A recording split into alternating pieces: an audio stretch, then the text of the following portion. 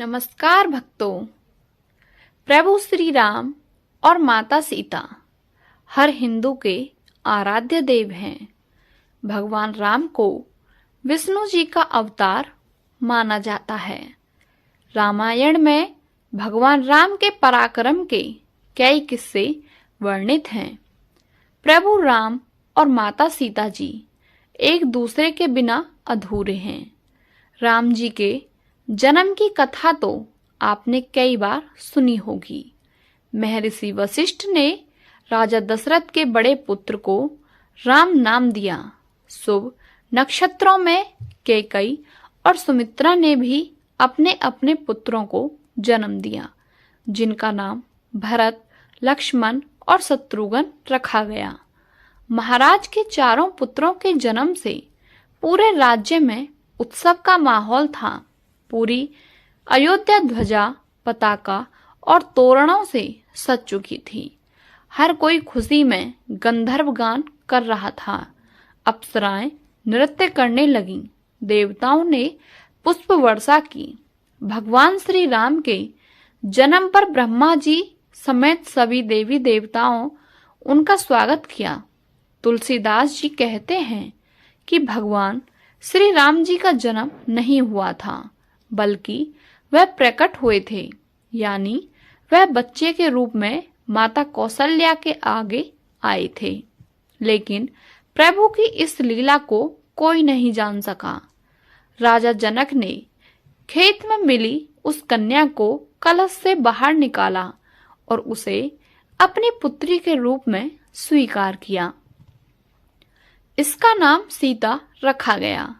राजा जनक की पत्नी उस समय निसंतान थी, इसलिए बेटी को पाकर वो अत्यंत प्रसन्न हुई। सीता जी का नाम माता के गर्भ से नहीं हुआ था, वो धरती से प्राप्त हुई थी, इसलिए उनको धरती पुत्री भी कहते हैं। वहीं जनक पुत्री के रूप में उन्हें जानकी भी कहा जाता है। रामायण में राम और सीता के स्वयंवर का प्रसंग मन को मोहित करने वाला है। महर्षि वाल्मीकि की रामायण के अनुसार माता सीता के पिता जनक ने यह घोषणा की थी कि जो कोई शिव धनुष पर बाण का संधान कर लेगा, उसका विवाह सीता के साथ कर दिया जाएगा। समय समय पर कई राजा आए, लेकिन कोई भी इस धनुष को हिला नहीं सका। मुनि विश्वामित्र भी राम लक्ष्मण को लेकर जनकपुर गए और जनक से राम को धनुष दिखाने को कहा। इस धनुष का नाम पिनाक था। रामचरितमानस में लिखा गया है कि राम जी ने धनुष उठाया, प्रत्यंचा चढ़ाई और इसे खींच दिया। यह तीनों काम इतनी फुर्ती से किए कि किसी को पता नहीं लगने दिया।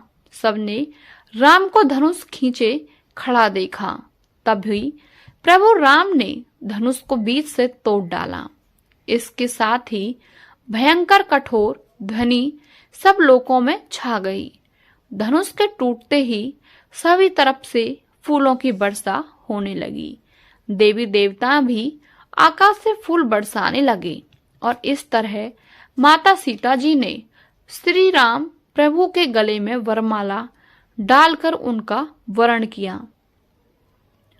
पौराणिक कथाओं के अनुसार माता सीता ने एक संकल्प लिया था।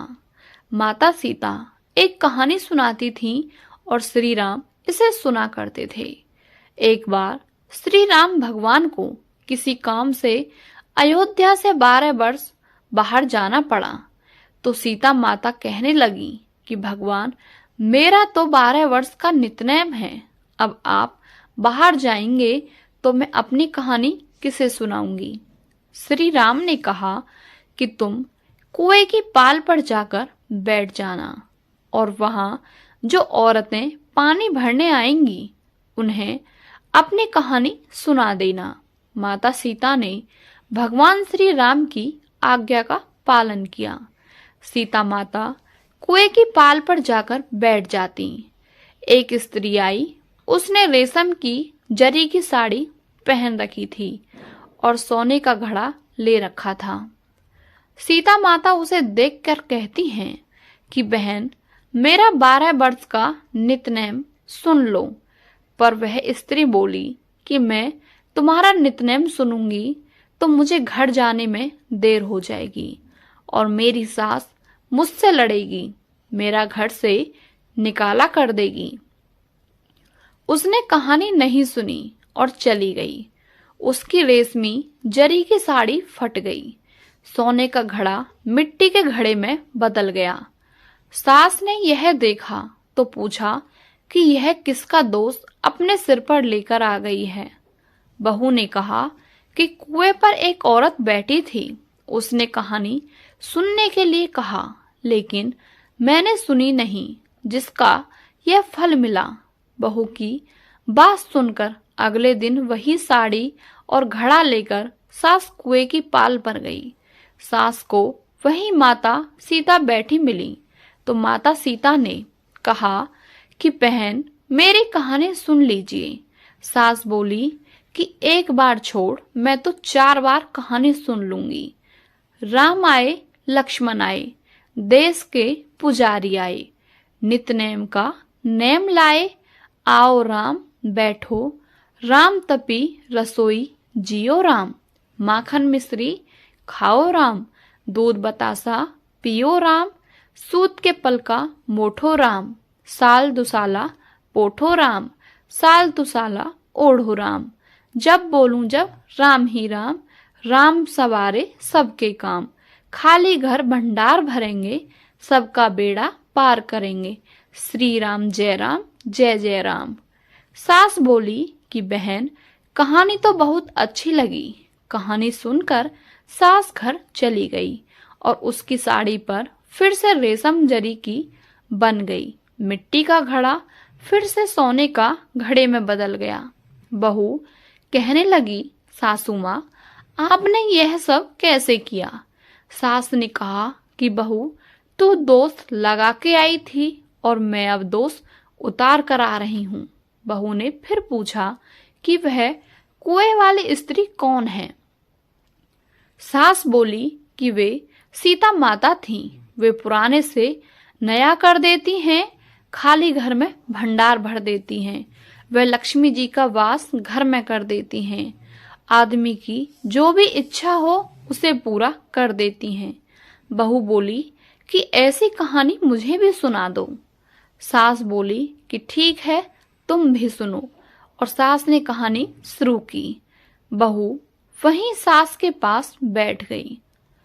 राम आए, लक्ष्मण आए, देश के पुजारी आए, नितनेम का नेम लाए, आओ राम बैठो राम, तपी रसोई जियो राम, माखन मिश्री खाओ राम, दूध बतासा पियो राम, सूत के पलखा मोठो राम, साल दुसाला पोठो राम, साल दुसाला ओढ़ो राम, जब बोलूं जब राम ही राम, राम सवारे सबके काम, खाली घर भंडार भरेंगे, सबका बेड़ा पार करेंगे, श्री राम जय जय राम।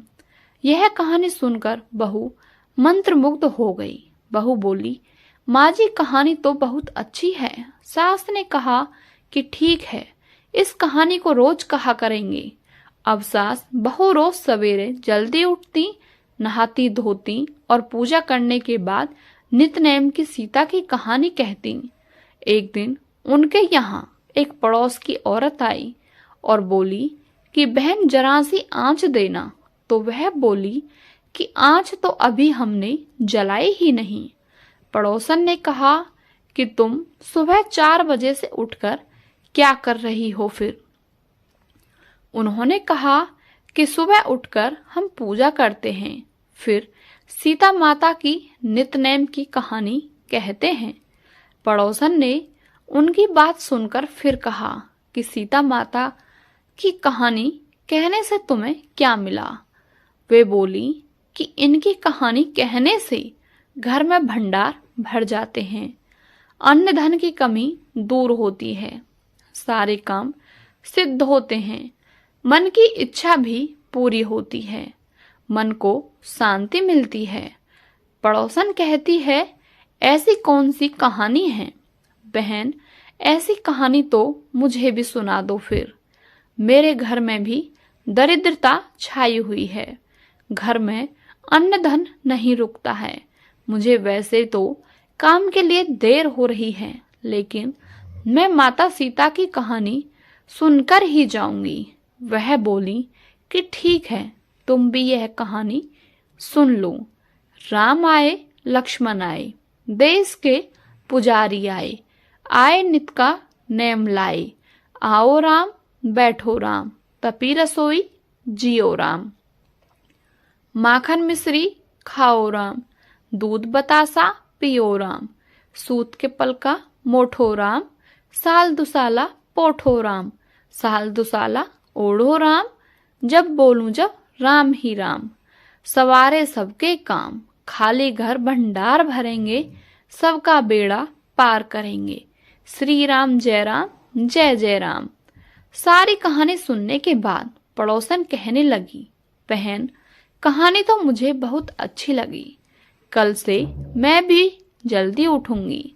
अब वह पड़ोसन भी नित्य सीता माता की कहानी कहने लगी। कहानी कहने से सीता माता ने पड़ोसन के भी भंडार भर दिए।